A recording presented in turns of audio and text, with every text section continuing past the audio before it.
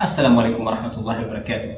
Bienvenidos al segundo episodio de Suratul Hadid, el Sura del Hierro, Sura 57. En el primer versículo habíamos visto que se nos estaba reintroduciendo a Dios, es decir, se está introduciendo el concepto de Dios y vemos que en este segundo versículo vamos a hablar más específicamente del poder de Dios. Algunos musulmanes o personas que ya son creyentes dirán, ¿para qué necesito yo que se me esté reexplicando otra vez quién es Dios, que Dios tiene el poder, cuál es la relación del creador con la creación? Es decir, todo el cosmos está sujeto a él. Yo ya conozco todo esto. En cierto modo se nos reintroduce porque conocer una cosa en la teoría no implica que en un momento dado tú no vayas a olvidarte o no vaya a convertirse simplemente en un hábito.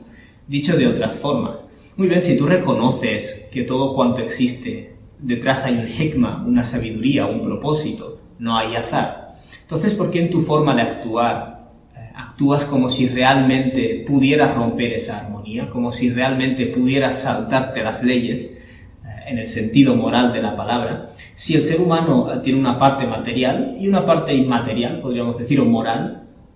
Básicamente lo que Dios te está pidiendo es consistencia. Cuando tú le reconoces que todo lo material está sujeto a unas leyes armónicas y Dios te pide que observes el universo para llegar a esa conclusión o para apoyarla, no dejes en tu forma de actuar de mantener esa armonía, ¿vale? Por tanto, Dios aquí en este segundo versículo nos dice: Lahu mulku samawati wal ard, a él le corresponde el dominio o la soberanía de los cielos y la tierra. Yuhyi wa yumit, da la vida y da la muerte, wa huwa ala kulli shay'in qadir, y él es sobre todas y cada una de las cosas qadir, posee el control, ¿no? Es decir, las tiene bajo su poder. Él es poderoso sobre todas y cada una de las cosas. Fijaos que Dios empieza diciendo Lahu mulku samawati wal ard, a él le corresponde la soberanía o el dominio de los cielos y la tierra. ¿Qué querrá decir esto? Los cielos, todo cuanto existe. De nuevo, todo cuanto existe en todos los sistemas solares, todo cuanto existe en todas las galaxias, todo cuanto existe en todos los supercúmulos, todo cuanto existe en todo el cosmos observable y asimismo en nuestro planeta, le corresponde a él, es decir, el dominio de estas cosas le corresponde a él o le pertenece a él.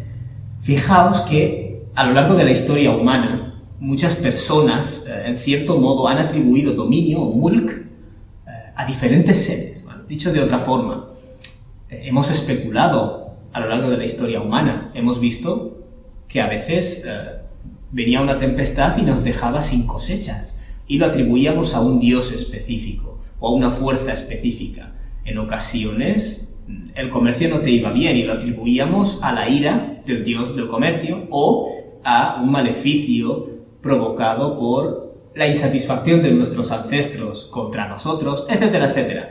Hemos cogido este universo y hemos ido añadiendo diferentes fuerzas que supuestamente tienen dominio o soberanía sobre diferentes aspectos. En cierto modo, Dios aquí, que nos está reintroduciendo a las creencias correctas, nos está diciendo: Lahu, exclusivamente a él, pertenece el dominio de todo cuanto existe, en todo lo que hay por encima vuestro y en la tierra. Todo está bajo el dominio de Dios. Cuando le dais dominio en el aspecto sobrenatural a diferentes seres, estáis creando fantasías, estáis especulando, estáis colocando seres en cada cosa que desconocéis. Es interesante que a lo largo del desarrollo de la humanidad, en muchos casos, hemos ido entendiendo el hecho de que todas las cosas que ocurren operan dentro de unas leyes naturales. Es decir, no existen todas estas fuerzas que hemos ido añadiendo. Eso, en cierto modo, desde la perspectiva islámica, es lo que el mensaje del Corán, en cierto modo, te viene a decir. Todo cuanto existe está sujeto al Creador. No existen diferentes fuerzas dentro de la creación que manejan las cosas. Parece casi absurdo que se le tenga que decir esto a un musulmán, pero a veces nos olvidamos. O nos olvidamos porque aceptamos supersticiones, o nos olvidamos simplemente porque ocurren cosas en nuestra vida y damos una potestad o un poder a diferentes fuerzas que no les corresponde. A veces nos apoyamos en exceso en otras personas, olvidándonos que el poder que tienen esas personas sobre nosotros es limitado. Dios dice, Yuhyi wa yumit. Él da la vida y da la muerte, ¿vale? Dentro de todo este sistema que Dios ha creado, podríamos decir que la vida y la muerte son cosas opuestas, pero no, en cierto modo, aquel que está por encima del cosmos aquel que le ha instituido las leyes que le ha instituido, es el dueño de la vida y la muerte. La vida y la muerte no proceden de fuerzas diferentes, sino que forman parte de un todo, ¿vale? El mismo dominio, la misma soberanía gestiona este intercambio. ¿Cómo surgió la vida por primera vez? Probablemente de materia inorgánica. ¿Sabe Dios cómo? No lo sabemos. Estamos en proceso de investigarlo. Cuando algo está vivo se muere y sus elementos se descomponen, pero esos elementos vuelven a surgir en vida, en otras formas de vida. Fijaos que los seres vivos mantienen el orden, en cierto modo, dentro de su organismo, intentan evitar el deterioro. Eso es básicamente lo que hace que un organismo esté vivo. Los seres vivos están compuestos de células, pero dentro de cada una de esas células no hay ninguna parte que esté técnicamente viva. O sea, lo que intento que veamos es que dos cosas como la vida y la muerte están interactuando constantemente. Yo soy un organismo vivo, estoy compuesto por células, dentro de esas células no hay ninguna parte que técnicamente esté viva. Lo que intento decir es que vemos estas cosas como opuestas y Dios está diciendo no. Todas esas cosas opuestas, la guerra y la paz, que la gente lo atribuiría a un Dios de guerra y a un Dios de paz, la vida y la muerte, todas esas cosas realmente son un todo. Si te pararas a reflexionar de la forma apropiada, verías que detrás de estas cosas hay unicidad, ¿vale? No hay multiplicidad de poderes o de divinidades. Eso es precisamente la ignorancia del ser humano y su especulación.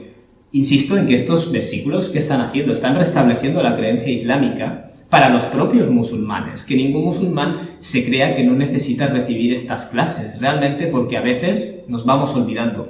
Dios añade, وَهُوَ عَلَى كُلِّ شَيْءٍ قَدِيرٌ, y Él es, sobre todas y cada una de las cosas, poderoso.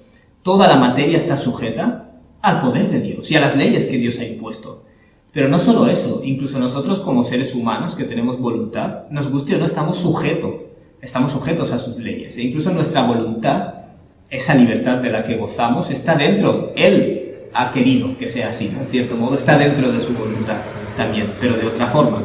Entonces, fijaos, la frase normal sería وَهُوَ قَدِيرٌ عَلَى كُلِّ شَيْءٍ. Dios es poderoso sobre toda cosa, pero Dios dice وَهُوَ عَلَى كُلِّ شَيْءٍ, sobre todas y cada una de las cosas, qadir, es poderoso. Cuando se hace esto de colocar la frase delante, lo que se está haciendo es subrayando.